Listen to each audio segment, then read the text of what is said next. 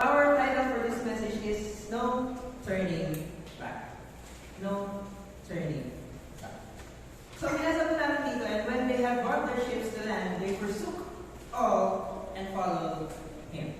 So, inakala ko sino yung nag-forsook all dito. See? Narinig ko na. Peter. Yan. Ilan na naman natin si Peter. May place na. So, alam mo na yung napag-usapan natin last week, title. Bawal tumingin sa loob. Title, ang pinag-usapan natin last week is Trap. Trap and visibility. Ha? Trap and visibility. Trap and invisible. Trap and invisibility. So, pag-usapan natin ngayon is no turning back. No turning back. And when they had brought their ships to land, they forsook all and follow him. Pag-usapan natin this day is the 4 areas of cheerful giving. So, ano yung 4 areas of cheerful giving? This is the... Anong talam naman natin ito? Tithes? Increase? First place muna. Tapos sacrificial. First place po muna bago dating sa sacrificial. Okay, mas mataas na kind of giving po ang sacrificial. Okay? So, unang-una is, tithes. So, itong tithes na to, lagi ko iniisip, kung paano ba ang isang tao bibigyan ng tithes. For example, estudyante ka, kumikita ka ng 20 pesos na bago mo, every day, sa isang linggo, that is 100, diba? 100 pesos. Nakikita yung sa isang linggo. What is the tithes of 100? 10 pesos. Pag natin yung 10 pesos, parang nito naman, okay naman ibigay. Tama? Ang dali lang po ibigay ng 10 pesos. Kahit na sabihin natin maliit tayo 100, yes, pero maliit lang din yung 10 pesos. Madali lang po ibigay ng 10 pesos.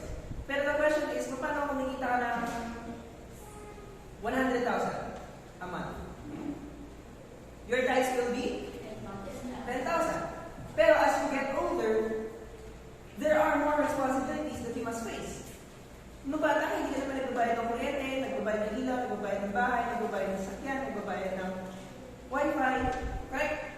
So as we get older, we face these more responsibilities that will give us burden para may bigyan po natin ang ating tithes. And isa sa mga narinig ko sinasabi ng mga preachers is, it is easier to give your tithes if you realize that 10% belongs actually to God. Which is okay on the surface, but it's not true. 10% is not, what belongs to God is not just 10%. 100% belongs to God. We only give Him back the 10%. Mas madali magbigay if you were going to realize within your heart that 100% of all I have belongs to God. It is easier to give your offering. It is easier to sacrifice for God if you would realize that even my life belongs to God. What is 10%? Diba? Kasi kung titignan natin po yung 10%, diba ako sana magdala ng 10,000 dito para sa illustration. Kaso nga wala tayo 10,000. So, mas madali, kung kasi iisipin mo sa 10,000, yung 1,000 ibibigay mo sa Panginoon, parang ang hirap. Kasi iisip mo, Lord, yung 1,000 para sa'yo, parang ang hirap pa din. Diba? But if you're going to realize that the 10,000 you have, all of that belongs to God. And you're just going to give Him back the 1,000. It makes giving a lot easier. Yeah, it makes giving a lot easier. Saan ako may 10,000? Yan. Thank you po. Bilangin niya natin kung legit. Legit?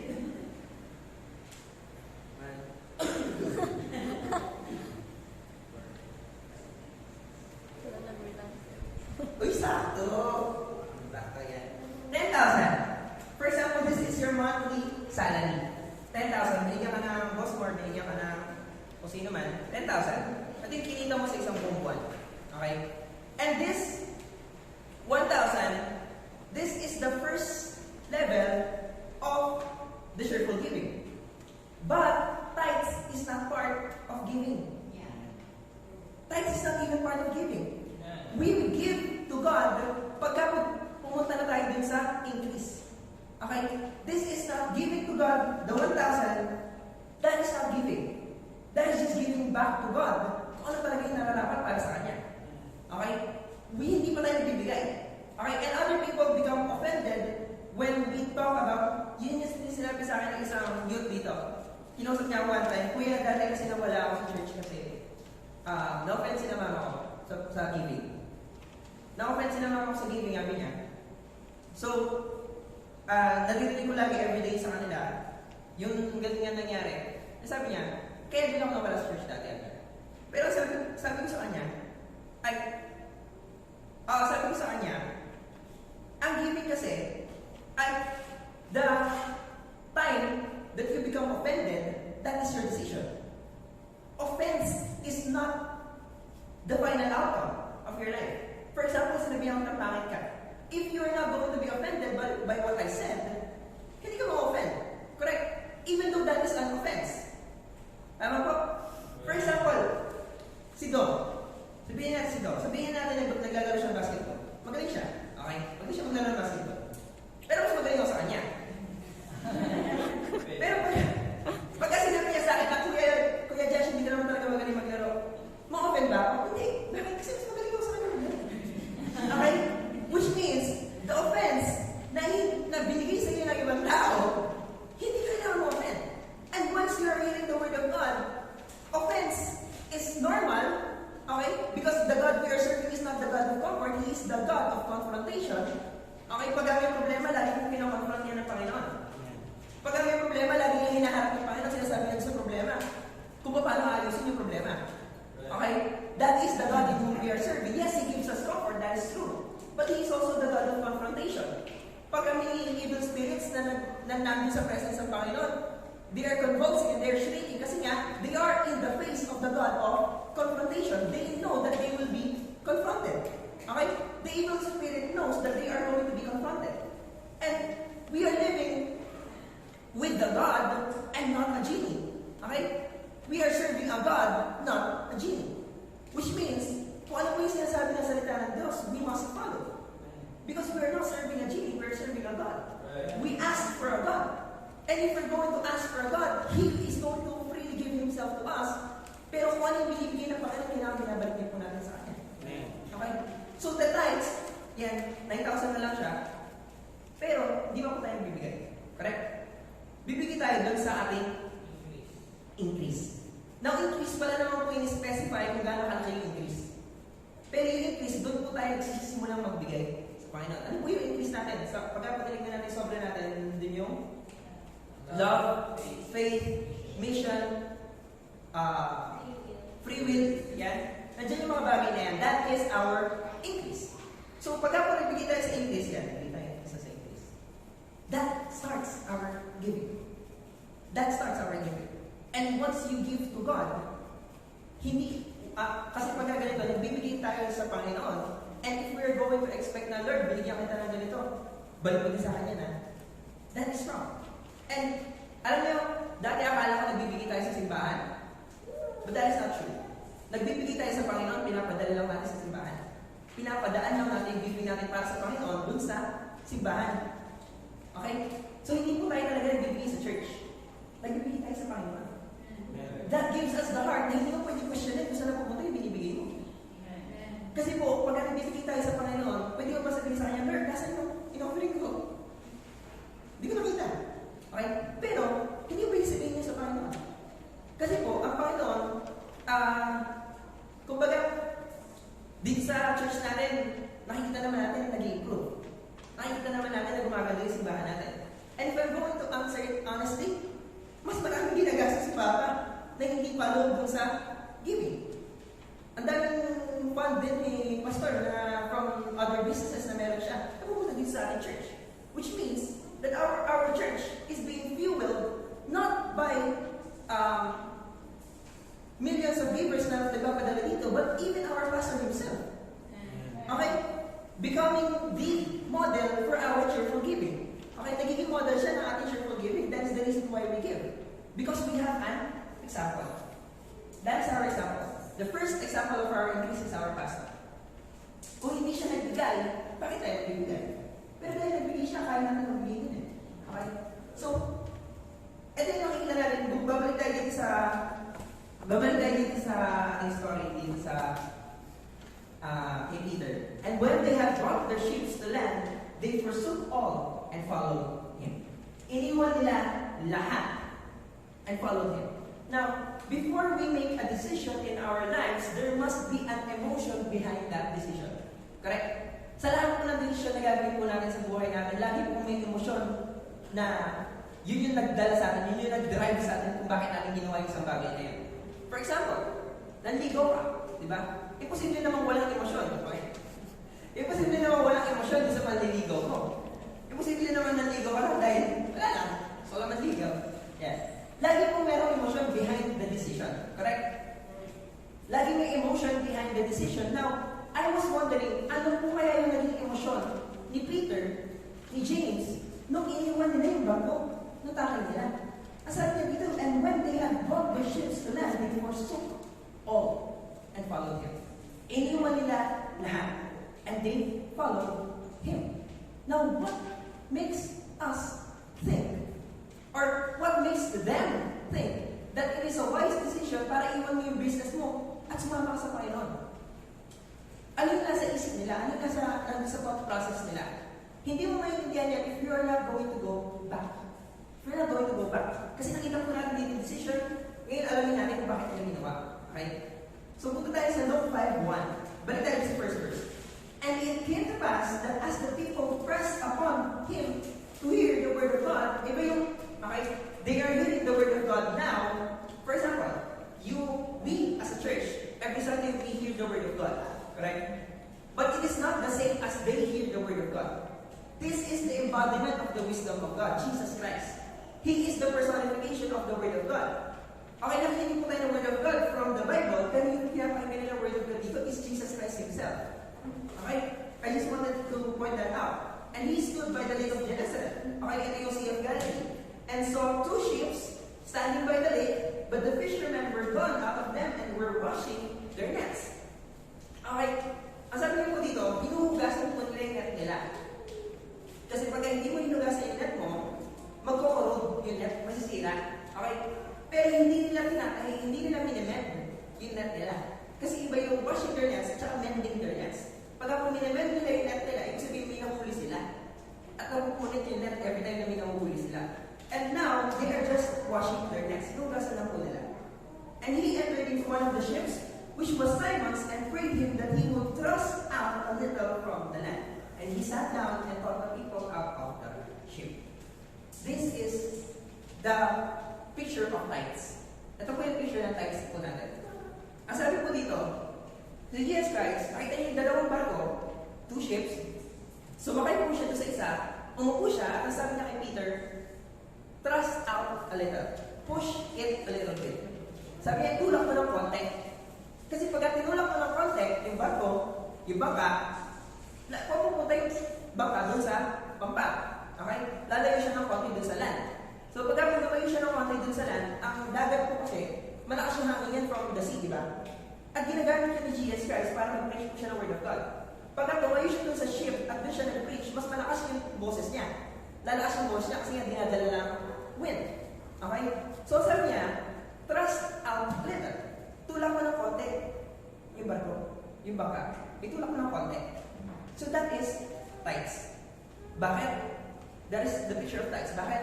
Kasi po, every time we give in our tithes, we are pushing it a little bit further na makapag-preach, ma-preach ang word of God sa mga ibang tao.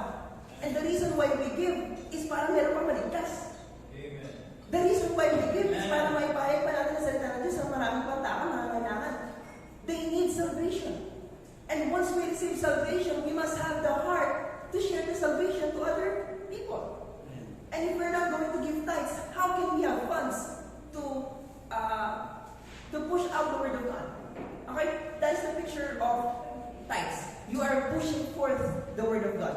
Pinupush mo para yung mga magsusolvin, meron silang pang merienda man lang, di ba? Pinupush mo yung salita ng Diyos na para, kumbaga, if we're not going, kumbaga, minsan, we have reasons in our hearts na hindi tayo nakakapag-solve, and that is